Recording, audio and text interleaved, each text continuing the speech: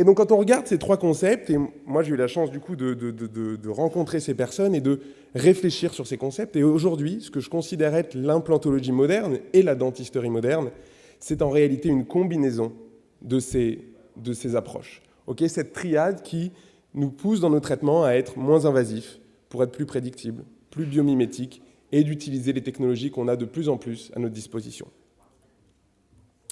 Alors aujourd'hui, on gardera bien sûr en fil conducteur les notions de minimalement invasif et de biomimétique, mais on va principalement parler du digital pour comprendre où on est aujourd'hui avec le digital et où on va surtout aller avec cette révolution. Il y a beaucoup de choses dont je ne suis pas sûr. Il y a une chose dont je suis sûr, je ne sais pas si c'est bien ou si c'est mauvais le digital, mais ce qui est sûr, c'est qu'on ne reviendra pas en arrière et qu'on a besoin de comprendre que c'est vers là qu'il va falloir aller. Ce n'est pas forcément le moment tout de suite, mais en tout cas, la dentisterie, la société complète, va vers ces technologies-là.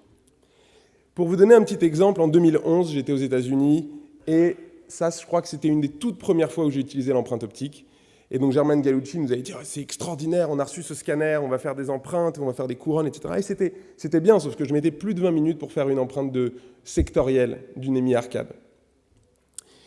À partir de là, on avait usiné des couronnes, on avait fait le pilier. La couronne, à l'époque, on ne pouvait pas faire du transvissé directement en CFAO. Et voici le résultat final. Et très honnêtement, on était content parce qu'on avait réussi à faire quelque chose de nouveau avec des technologies, mais le résultat n'était pas très satisfaisant. Et donc à ce moment-là, je me suis dit, pourquoi continuer avec les technologies, puisque en réalité, les techniques conventionnelles fonctionnent bien. Aujourd'hui, en 2017,